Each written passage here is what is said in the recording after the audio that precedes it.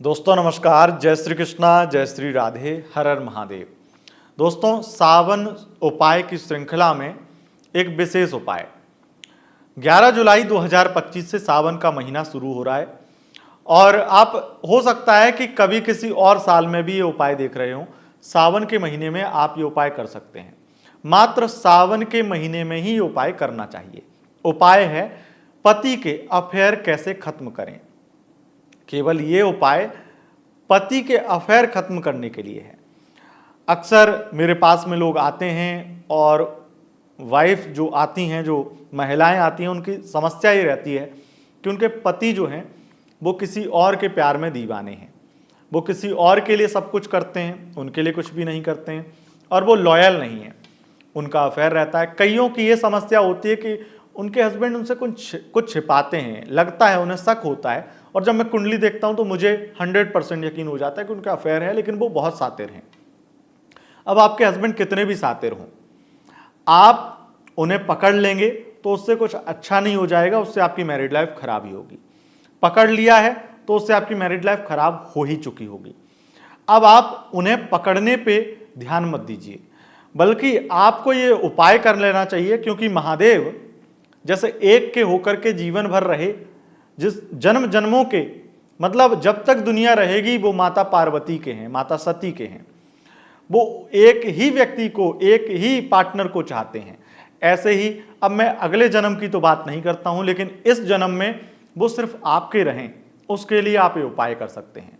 और इस उपाय को एक बार अगर आपने सावन के महीने कर लिया तो भोलेनाथ पर आपका विश्वास और आपकी श्रद्धा और हमारा इस उपाय पर यकीन और शिव महापुराण में उल्लिखित ये उपाय ये 100% दावा करता है कि आपके पति कितने भी चरित्र के हीन हों, कितने भी उनकी कुंडली में दोष बने रहें, अगर ये उपाय आपने सही तरीके से कर लिया सावन के महीने में मात्र 11 दिन, तब आप ये देखेंगे कि आपके पार्टनर के, आपके पति के खास करके किसी भी प्रकार के अफेयर नहीं रहे हैं।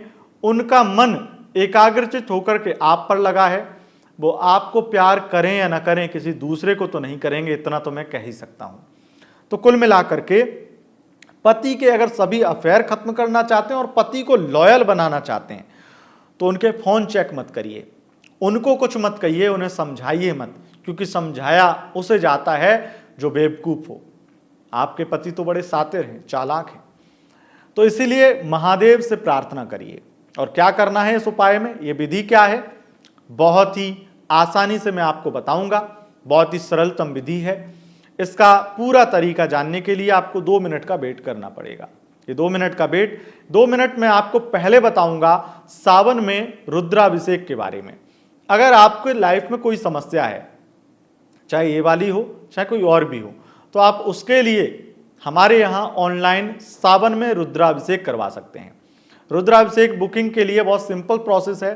नाम, गोत्र और समस्या और पेमेंट का स्क्रीनशॉट व्हाट्सअप करना है। अच्छा, पेमेंट कितना करना है तो वो आपकी स्क्रीन पर भी आपको दिख गया होगा कि 5100 में साधारण अभिषेक और 11,000 में नमक चमक अभिषेक हमारे यहाँ कराया जाएगा सावन सोमवार।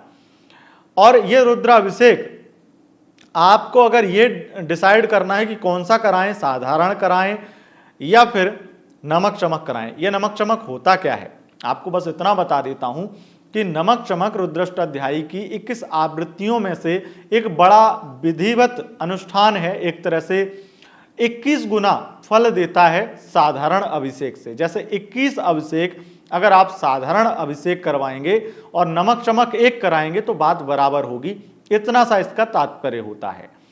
तो अब आपको बात समझ में आ गई होगी। अब आपके डाउट क्लियर हो गए और अब आप कोई भी बुकिंग जो आपकी मर्जी है, जो आपका मन है, वो आप करवा सकते हैं। साक्ष्य के रूप में फोटोज, वीडियो, संकल्प का वीडियो हमारे यहाँ से आपको भेजा जाता है और आपकी बुकिंग होते ही, आपका पेमेंट होते ही आपको बता दिया जाएगा कि किस सोमवार में आपका नंबर आएगा और किस सोमवार में आपका यह अभिषेक कराया जाएगा और आपको उस दिन वीडियो फोटोज मिलेंगी। अब हम आगे बढ़ेंगे और अब जानकारी देंगे आपके उपाय के बारे में। उपाय में पति के अफेयर खत्म करने के लिए एक सिंपल प्रोसेस है। वो सिंपल प्रोसेस में शुद्ध चंदन की लकड़ी या फिर शुद्ध चंदन पाउडर अगर घिसा हुआ मिल जाए, वैसे मार्केट में जल्दी मिलता नहीं है, पर लकड़ी ही शुद्ध मिल जाए वो अच्छा रहेगा, क्योंकि इस उपाय को हम जितना शुद्धता से करेंगे उतने जल्दी और बहुत समय तक ये उपाय रिजल्ट देगा, लाभ देगा।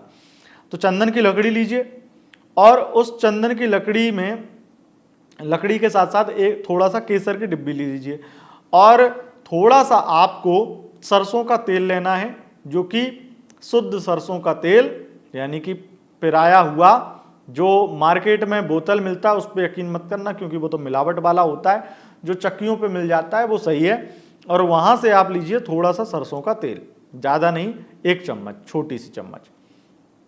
और ये आपको क्रिया करनी है और इस क्रिया के बारे में किसी दूसरे को नहीं बताना है कि आप ये क्यों कर रहे हैं। किसी को पता ना लगे वो बहुत अच्छा है, अगर पता भी लग जाए तो ये कहना कि नॉर्मल पूजा कर रहे हैं, क्योंकि इसमें कोई दिक्कत नहीं है। पर दूसरों को अपनी मनोकामना मत बताना। क्या करना है आपको इस सामग्री का, ये सामग्री इकट्ठी हो गई है आपके पास में, आप ये उपाय शुरू करेंगे किसी भी सावन के किसी भी सोमवार में। ठीक है, आप किसी भी साल में देख रहे हो, सावन का महीना लग गया हो और सावन का सोमवार हो, पहला या दूसरा सोमवार ही इसके लिए चुनना, क्योंकि 11 दिन के अंदर ये उपाय, मतलब 11 दिन तक लगातार ये उपाय करना है और सोमवार से स्टार्ट करना है, इस चीज का ध्यान देना है।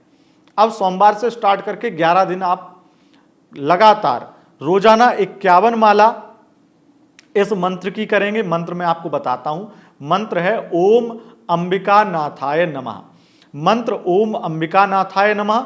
इस मंत्र की आपको 51 माला करनी है, रुद्राक्ष की माला से करनी है, पूर्व दिशा की ओर मुख करके सुबह सुबह ही करनी है, दोपहर 11 बजे से पहले पहले खत्म कर लेनी है। और उसके बाद में आपको 11वें दिन ये जो सामग्री मैंने बताई है आपको, चंदन घिस लेना है।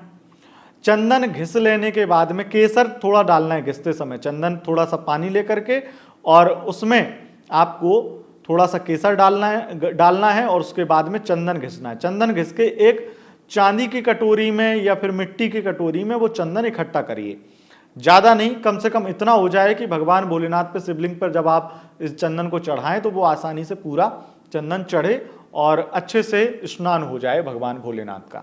स्नान मतलब अभिषेक के रूप में। ठीक है, तो आपको उसके बाद में इसका क्या करना है, इस सामग्री को आपको बना लेना है और उसके बाद में उसी चंदन में आपको वो एक जो चम्मच आपने सरसों के तेल की रखी है, वो 1 चम्मच तेल, सरसों का तेल उसी चंदन में मिला देना है, उसी कटोरी में। चाहे आपका मिट्टी का पात्र है, चांदी का है तो बहुत अच्छा है, नहीं तो फिर अपना दूसरा ऑप्शन भी है, आप स्टील का लीजिए, फिर तो कुछ भी ले सकते हैं, लेकिन चांदी, उसके बाद दूसरा मिट्टी का पात्र, इन दोनों को पहले प्राथमिकता दीजिएगा। इसमें आपको वो मिलाने के बाद में 11वें दिन जाना है, शिव मंदिर में बैठना है और इसी मंत्र ओम अंबिका नाथाय नमः, इस मंत्र को मन में बोलिए 11 बार। उसके बाद में जल लीजिए हाथ में और जल लेने के बाद में भगवान भोलेनाथ पर आपको ये जल, अपनी मनोकामना, अपना विचार जो आपका कि आपके पति ऐसे ऐसे हैं, ये सब चीज़ें दूर हो जाएं और महादेव ये काम मेरा हो जाए, उसको मन में स्मरण करके आप महादेव पर वो जल छोड़ दीजिए अपने सीधे हाथ से। और जैसे संकल्प लेते हैं ना इस तरीके से, तो वहाँ पर आपको एक तरह से, आप इसे आचमन बोलते हैं ना, आचमन की तरीके से आप लीजिए और उनको शिवलिंग पर ऐसे छोड़ दीजिए उस जल को। उसके बाद में आपको वो जो सामग्री है जो आपको मिट्टी के पात्र या चांदी के पात्र में है, जो चंदन है, उसको आपको थोड़ा पतला ही रखना है, इस चीज़ का ध्यान रखना है। तो आप शिवलिंग पर चढ़ा दीजिए और चढ़ाने के बाद में 1 लोटा जल भी आप चढ़ाइए और उसके बाद में आप देखिए कि कुछ ही दिनों में आपके पति अब किसी और स्त्री की तरफ देख भी नहीं रहे। दूसरी बात तो कोई स्त्री उनके आसपास आएगी नहीं, क्योंकि वो आएगी तो उन्हें भाई बनाएगी, ना कि कुछ और बनेगी। तो ये उपाय महादेव शीघ्र अतिशीघ्र इसका फल प्रदान करेंगे और इस उपाय का रिजल्ट आपको सावन के अंदर ही, मतलब 11 दिन के अंदर ही मिल जाएगा। 11वें दिन उपाय आपका पूरा हो जाएगा और अच्छे रिजल्ट आपको मिलेंगे। बस एक चीज़ ध्यान रखना, माला जप सही तरीके से करना। माला जप करने की विधि आप हमारी वीडियो देख सकते हैं, माला जप करने की विधि का वीडियो हमने डाल रखा है यूट्यूब पर। आप बस सर्च करेंगे कि माला जप कैसे करें अतुल त्रिपाठी, तो हमारी वीडियो मिल जाएगी। सही तरीके से, सही विधि विधान से अगर उपाय करेंगे तो मेरा वादा है आपको महादेव आपके ऊपर जरूर कृपा करेंगे। बहुत बहुत धन्यवाद दोस्तों।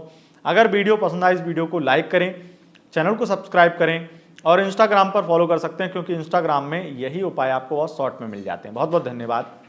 नमस्कार।